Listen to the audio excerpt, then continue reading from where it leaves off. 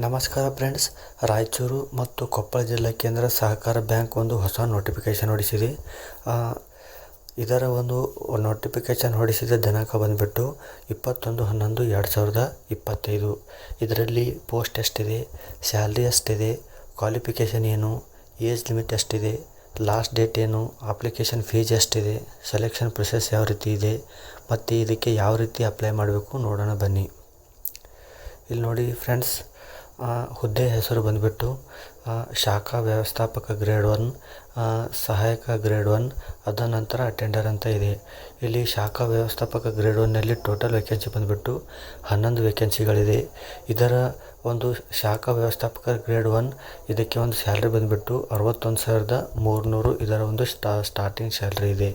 ಇದಾದ ನಂತರ ಸಹಾಯಕರ ಗ್ರೇಡ್ 1 ಇದರಲ್ಲಿ ಟೋಟಲ್ ವೇಕೆನ್ಸಿ ಬಂದುಬಿಟ್ಟು 34 ವೇಕೆನ್ಸಿಗಳಿದೆ. ಇದರ ಒಂದು ಸ್ಯಾಲ್ರಿ ಸ್ಟಾರ್ಟಿಂಗ್ ಬಂದುಬಿಟ್ಟು 44,425 ಇದರ ಒಂದು ಸ್ಟಾರ್ಟಿಂಗ್ ಸ್ಯಾಲ್ರಿ ಇದೆ. ಅದಾದ ನಂತರ ಅಟೆಂಡರ್ನ ಒಟ್ಟು ಹುದ್ದೆಗಳು 8 ಇದೆ. ಇದರ ಒಂದು ಸ್ಟಾರ್ಟಿಂಗ್ ಸ್ಯಾಲ್ರಿ ಬಂದುಬಿಟ್ಟು 37,500 ಇದರ ಒಂದು ಸ್ಟಾರ್ಟಿಂಗ್ ಸ್ಯಾಲ್ರಿ ಇದೆ.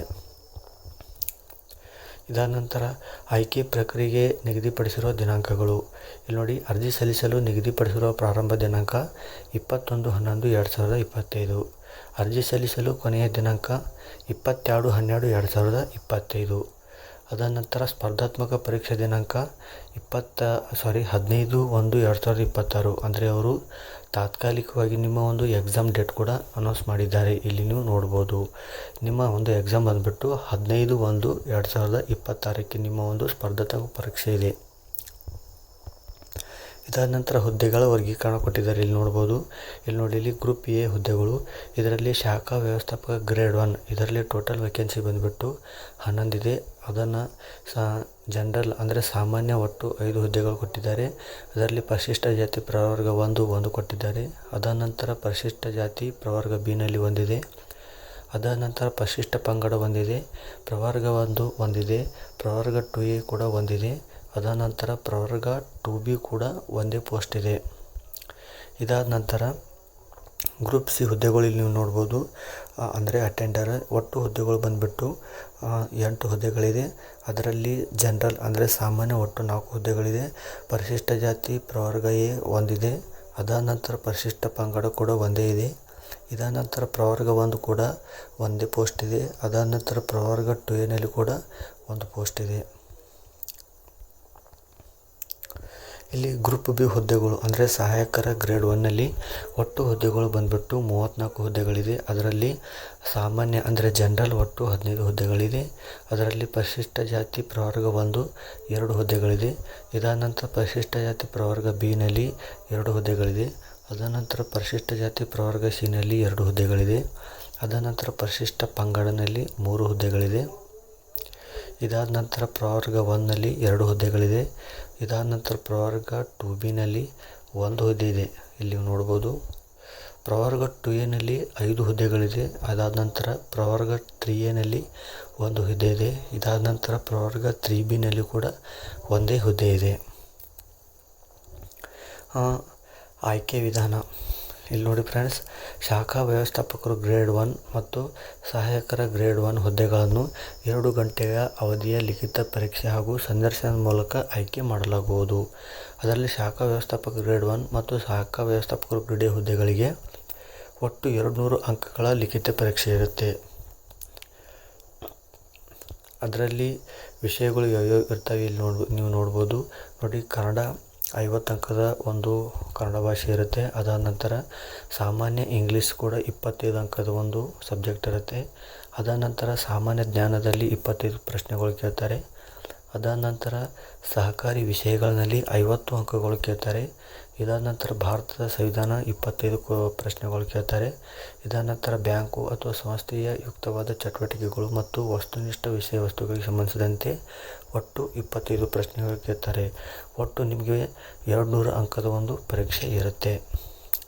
ಇಲ್ಲಿ ನೋಡ್ಬೋದು, ಲಿಖಿತ ಪರೀಕ್ಷೆಯಲ್ಲಿ ಪಡೆದ ಅಂಕಗಳ ಆಧಾರದ ಮೇಲೆ ರಚಿಸಲಾದ ಅರ್ಹತಾ ಮೆರಿಟ್ ಲಿಸ್ಟ್ ಪಟ್ಟಿಯ ಪ್ರಕಾರ 1:5 ಅನುಪಾತದಲ್ಲಿ ಸಂದರ್ಶನಕ್ಕೆ ಕರೆಯಲಾಗುವುದು.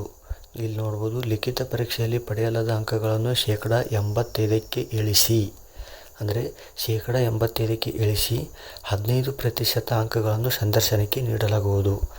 ಅಂದರೆ ನೀವು 200 ಅಂಕಗಳಿಗೆ ಏನಾದರೂ ನೀವು 170 ಅಥವಾ 150 ಅಂಕಗಳನ್ನು ಪಡೆದರೆ ಅದರಲ್ಲಿ 15% ಅಂಕಗಳನ್ನು ನಿಮ್ಮ ಒಂದು ಇಂಟರ್ವ್ಯೂಗೆ ಮೀಸಲಾಗಿ ಇಡ್ತಾರೆ.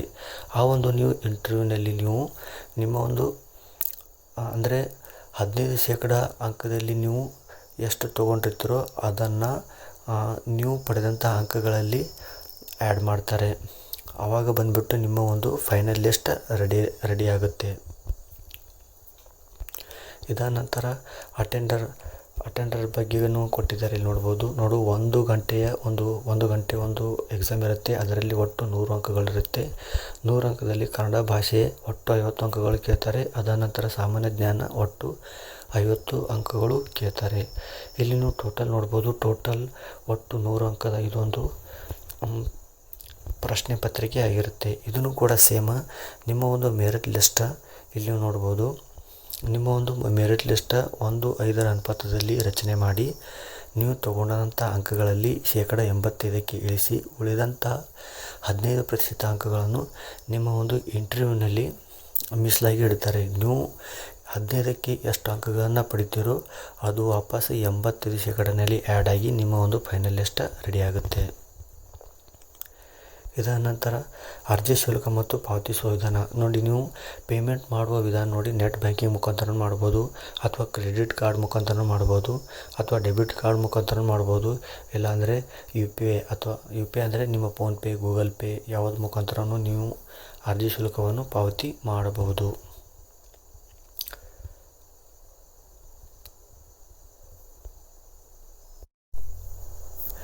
ಇಲ್ಲಿ ನೋಡ್ಬೋದು. ಇಲ್ಲಿ ಫೀಸ್ ಎಷ್ಟೆಷ್ಟಿದೆ ಇಲ್ಲಿ ಕೊಟ್ಟಿದ್ದಾರೆ ನೋಡ್ಬೋದು. ಪರಿಶಿಷ್ಟ ಜಾತಿ, ಪರಿಶಿಷ್ಟ ಪಂಗಡ, ಪ್ರವರ್ಗ 1 ಮಾಜಿ ಸೈನಿಕರಿಗೆ ಹಾಗೂ ಅಂಗವಿಕಲ ಅಭ್ಯರ್ಥಿಗಳಿಗೆ ಶಾಖಾ ವ್ಯವಸ್ಥಾಪಕ ಗ್ರೇಡ್ 1ನಲ್ಲಿ ಒಟ್ಟು 800 ರೂಪಾಯಿ ಫೀಸ್ ಇದೆ. ಅದಾದ ನಂತರ ಸಹಾಯಕ ಗ್ರೇಡ್ 1ಗೆ 800 ರೂಪಾಯಿ ಫೀಸ್ ಇದೆ. ಅದಾದ ನಂತರ ಅಟೆಂಡರ್ಗೆ 500 ರೂಪಾಯಿ ಫೀಸ್ ಇದೆ. ಇದಾದ ನಂತರ ಇತರರು ಯಾರೆಲ್ಲ ಸ್ಟೂಡೆಂಟ್ಸ್ ಬರ್ತಾರೆ ಅವರಿಗೆ ಶಾಖಾ ವ್ಯವಸ್ಥಾಪಕ ಗ್ರೇಡ್ 1ನಲ್ಲಿ 1600 ರೂಪಾಯಿ ಡಿ ಇರುತ್ತೆ. ಅದಾದ ನಂತರ ಸಹಾಯಕರು ಗ್ರೇಡ್ 1ನಲ್ಲಿ ಅಲ್ಲಿಯೂ ಕೂಡ 1600 ರೂಪಾಯಿ ಒಂದು ಫೀಸ್ ಇರುತ್ತೆ. ಅಟೆಂಡರ್ಗೆ ಬಂದುಬಿಟ್ಟು 1000 ರೂಪಾಯಿ ಅವರು ಫೀಸನ್ನು ಕಟ್ಟಬೇಕು. ಇದಾದ ನಂತರ ವಯೋಮಿತಿ ಇಲ್ಲಿ ನೋಡ್ಬೋದು. ಪರಿಶಿಷ್ಟ ಜಾತಿ ಅಥವಾ ಪರಿಶಿಷ್ಟ ಪಂಗಡ ಅಥವಾ ಪ್ರವರ್ಗ 1ಅವರಿಗೆ ಕನಿಷ್ಠ ವಯೋಮಿತಿ 18 ವರ್ಷ ಇರುತ್ತೆ. ಗರಿಷ್ಠ ವಯೋಮಿತಿ 43 ವರ್ಷ ತನಕ ಅವರಿಗೆ ಅವಕಾಶ ಇರುತ್ತೆ. ಪ್ರವರ್ಗ 2A, ಪ್ರವರ್ಗ 2B, 3A, 3B ಅವರಿಗೆ ಕನಿಷ್ಠ ವಯಸ್ಸು 18 ವರ್ಷ ಇರುತ್ತೆ. ಗರಿಷ್ಠ ವಯಸ್ಸು ಬಂದುಬಿಟ್ಟು 41 ವರ್ಷ ತನಕ ಅವರಿಗೆ ಅವಕಾಶ ಇರುತ್ತೆ. ಅದಾದ ನಂತರ ಸಾಮಾನ್ಯ ವರ್ಗದವರಿಗೆ ಕನಿಷ್ಠ ವಯಸ್ಸು 18 ಇರುತ್ತೆ. ಗರಿಷ್ಠ ವಯಸ್ಸು ಬಂದುಬಿಟ್ಟು 38 ವರ್ಷ ತನಕ ಅವರು ಅರ್ಜಿಯನ್ನು ಹಾಕ್ಬೋದು. ಇದಾದ ನಂತರ ವಿದ್ಯಾರ್ಹತೆ ಇಲ್ಲಿ ನೀವು ವಿದ್ಯಾರ್ಹತೆ ನೋಡ್ಬೋದು. ಇಲ್ಲಿ ನೋಡಿ, ಇಲ್ಲಿ ಹುದ್ದೆ ಹೆಸರು ಕೊಟ್ಟಿದ್ದಾರೆ, ನಿಗದಿಪಡಿಸಿರುವ ವಿದ್ಯಾರ್ಹತೆ ಬಗ್ಗೆಯೂ ಕೊಟ್ಟಿದ್ದಾರೆ. ಇಲ್ಲಿ ನೋಡ್ಬೋದು. ಶಾಖಾ ವ್ಯವಸ್ಥಾಪಕ ಗ್ರೇಡ್ 1ಗೆ ನೀವು ಜಸ್ಟ್ ಪದವಿ ಪಾಸಾಗಿರಬೇಕು. ಅದರ ಜೊತೆಗೆ ಕಂಪ್ಯೂಟರ್ ಜ್ಞಾನ ಹೊಂದಿರಬೇಕು ಮತ್ತು ಕನ್ನಡವನ್ನು ಓದುವ ಸಾಮರ್ಥ್ಯದ ಜೊತೆ ಕನ್ನಡದ ಜ್ಞಾನ, ಬರೆಯುವಿಕೆ, ಕನ್ನಡವನ್ನು ಸ್ವಚ್ಛವಾಗಿ ಮಾತನಾಡಬೇಕು ಮತ್ತು ಅರ್ಥ ಮಾಡಿಕೊಳ್ಳಬೇಕು. ನೋಡಿ, ನೀವು ನಮ್ಮ ಕರ್ನಾಟಕದವ್ರು ಆಗಿರೋದ್ರಿಂದ ನಾರ್ಮಲಾಗಿ ನಿಮಗೆ ಕನ್ನಡ ಬಂದೇ ಬರುತ್ತೆ. ಅದ್ರ ಬಗ್ಗೆ ಏನೂ ಟೆನ್ಷನ್ ತೊಗೊಳ್ಳೋ ಅವಶ್ಯಕತೆ ಇಲ್ಲ. ಇನ್ನೊಂದು ಸಹಾಯಕರು ಗ್ರೇಡ್ 1ನಲ್ಲಿ ನೋಡಿ, ಇಲ್ಲಿಯೂ ಕೂಡ ನೀವು ಜಸ್ಟ್ ಡಿಗ್ರಿ ಪಾಸ್ಔಟ್ ಆಗಿರಬೇಕು. ನಿಮಗೆ ಕಂಪ್ಯೂಟರ್ ಜ್ಞಾನ ಇರಬೇಕು ಮತ್ತು ನಿಮಗೆ ಕನ್ನಡ ಮಾತನಾಡಲು, ಬರೆಯಲು ಹಾಗೂ ಸ್ವಚ್ಛವಾಗಿ ಅರ್ಥ ಮಾಡಿಕೊಳ್ಳಲು ಬರಬೇಕು. ಇದಾದ ನಂತರ ಅಟೆಂಡರ್ಗೋಸ್ಕರ ನೀವು ಜಸ್ಟ್ SSLCಯಲ್ಲಿ ಉತ್ತೀರ್ಣರಾಗಿದ್ದರೆ ಸಾಕು. ಅದರಲ್ಲಿ ನೀವು ಕನ್ನಡವನ್ನು ಒಂದು ವಿಷಯವನ್ನಾಗಿ ಓದಿರಬೇಕು.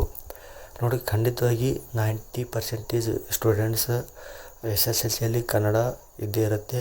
ನೀವು ಗಾಬರಿಯಾಗೋ ಯಾವುದೇ ಅವಶ್ಯಕತೆ ಇಲ್ಲ.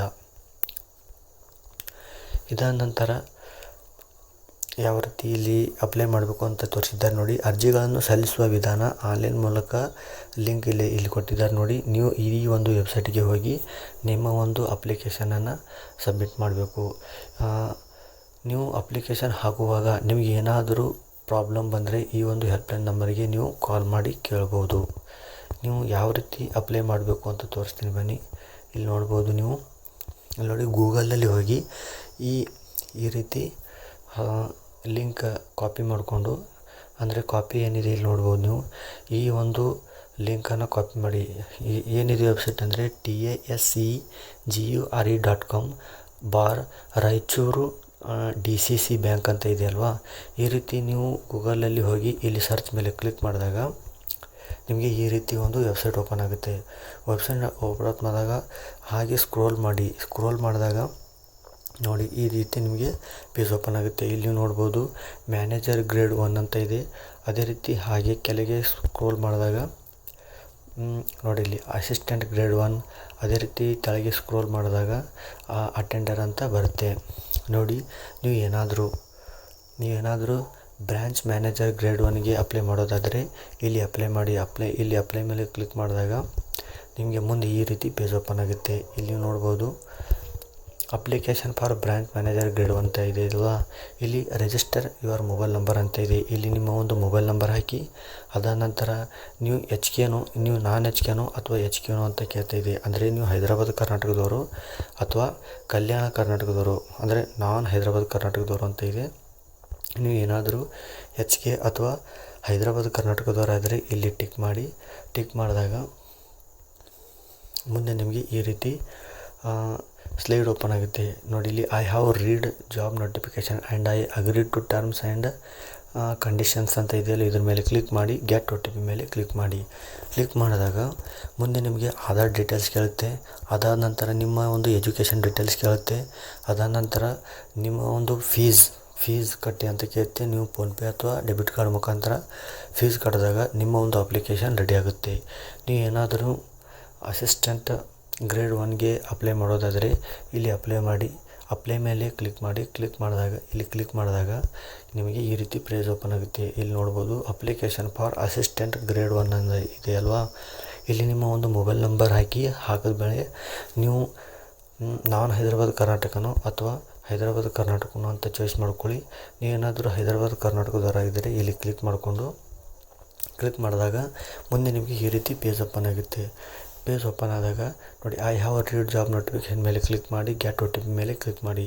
ಇದನ್ನು ಕೂಡ ಸೇಮ್ ನಿಮ್ಮ ಒಂದು ಪೇಜ್ ಓಪನ್ ಆಗುತ್ತೆ. ಅದರಲ್ಲಿ ನಿಮ್ಮ ಆಧಾರ್ ಕಾರ್ಡ್ ಡೀಟೇಲ್ಸ್ ಹಾಕಿ, ನಿಮ್ಮ ಒಂದು ಎಜುಕೇಷನ್ ಡೀಟೇಲ್ಸ್ ಹಾಕಿ, ನಿಮ್ಮ 10th ಡಿಗ್ರಿದು ಡೀಟೇಲ್ಸ್ ಹಾಕಿದ ಮೇಲೆ ಮೇಕ್ ಪೇಮೆಂಟ್ ಅಂತ ಇದೆ. ಮೇಕ್ ಪೇಮೆಂಟ್ ಮೇಲೆ ಕ್ಲಿಕ್ ಮಾಡಿ ನೀವು ಪೇಮೆಂಟ್ ಮಾಡಿದ್ರೆ ನಿಮ್ಮ ಒಂದು ಅಪ್ಲಿಕೇಶನ್ ಪೂರ್ಣಗೊಳ್ಳುತ್ತೆ. ನೀವು ಏನಾದರೂ ಅಟೆಂಡರ್ ಹುದ್ದೆಗೆ ಅಪ್ಲೈ ಮಾಡೋದಾದರೆ ಇಲ್ಲಿ ನೋಡಿ ಅಪ್ಲೈ ಮೇಲೆ ಕ್ಲಿಕ್ ಮಾಡಿದಾಗ ಅದನ್ನು ಕೂಡ ಇದೇ ರೀತಿ ಸೇಮ್ ಓಪನ್ ಆಗುತ್ತೆ. ಇಲ್ಲಿ ನೋಡ್ಬೋದು ಅಪ್ಲಿಕೇಶನ್ ಫಾರ್ ಅಟೆಂಡರ್ ಅಂತ ಇದೆ. ಇಲ್ಲಿ ನಿಮ್ಮ ಒಂದು ಮೊಬೈಲ್ ನಂಬರ್ ಹಾಕಿದ ಮೇಲೆ ಇಲ್ಲಿ ನೋಡಿ ಇಲ್ಲಿ ನೀವು HKನೋ ಅಥವಾ ನಾನ್ HKನೋ ಅಂತ ಕೇಳ್ತಾ ಇದೆ. ನೀವು HK ಆಗಿದ್ದರೆ HK ಆಗಿದ್ದರೆ ಹೈದರಾಬಾದ್ ಕರ್ನಾಟಕ ಇಲ್ಲಿ ಟಿಕ್ ಮಾಡಿದ್ಮೇಲೆ ಈ ರೀತಿ ಪೇಜ್ ಓಪನ್ ಆಗುತ್ತೆ. ಪೇಜ್ ಓಪನ್ ಆದಾಗ I have read job notification I agree to terms and condition ಮೇಲೆ ಕ್ಲಿಕ್ ಮಾಡಿದ ಮೇಲೆ ಗೆಟ್ OTP ಮೇಲೆ ಕ್ಲಿಕ್ ಮಾಡಿ. ಗೆಟ್ OTP ಮೇಲೆ ಕ್ಲಿಕ್ ಮಾಡಿದಾಗ ನಿಮ್ಮ ಒಂದು ಆಧಾರ್ ಅಡ್ರೆಸ್ ಕೇಳುತ್ತೆ. ಅದಾದ ನಂತರ ನಿಮ್ಮ ಊರ ಅಡ್ರೆಸ್, ಅಂದರೆ ನಿಮ್ಮ ತಾಲೂಕು, ಜಿಲ್ಲಾ ಈ ರೀತಿ ಕೇಳುತ್ತೆ. ಅದನ್ನು ಫಿಲಪ್ ಮಾಡಿದ್ಮೇಲೆ ನಿಮ್ಮ ಒಂದು ಎಜುಕೇಷನ್ ಡೀಟೇಲ್ಸ್ ಕೇಳುತ್ತೆ. ಅಂದರೆ ನಿಮ್ಮ 10th ಎಜುಕೇಷನ್ ಡೀಟೇಲ್ಸ್, ಅದಾದ ನಂತರ ನಿಮ್ಮ ಡಿಗ್ರಿ ಎಜುಕೇಷನ್ ಡೀಟೇಲ್ಸ್ ಫಿಲಪ್ ಮಾಡಿ ನೀವು ಮೇಕ್ ಪೇಮೆಂಟ್ ಮೇಲೆ ಕ್ಲಿಕ್ ಮಾಡಿ. ನೀವು ಒಂದು ಫೀಸ್ ಕಟ್ಟೋದಾದ ನಂತರ ನಿಮ್ಮ ಒಂದು ಪೂರ್ತಿ ರೆಸ್ಯೂಮ್ ರೆಡಿ ಆಗುತ್ತೆ. ಸೊ ಫ್ರೆಂಡ್ಸ್, ಇದು ಒಂದು ಮಾಹಿತಿಯಾಗಿತ್ತು ಈ ಒಂದು ವಿಡಿಯೋದಲ್ಲಿ. ನಿಮಗೆ ಏನಾದರೂ ವಿಡಿಯೋ ಇಷ್ಟ ಆಗಿದ್ದರೆ ಲೈಕ್ ಮಾಡಿ, ಇಷ್ಟ ಆಗದೇ ಇದ್ದರೆ ಡಿಸ್ಲೈಕ್ ಮಾಡಿ. ಮತ್ತೆ ಸಿಗೋಣ ಮುಂದಿನ ವಿಡಿಯೋದಲ್ಲಿ. ನಮಸ್ಕಾರ.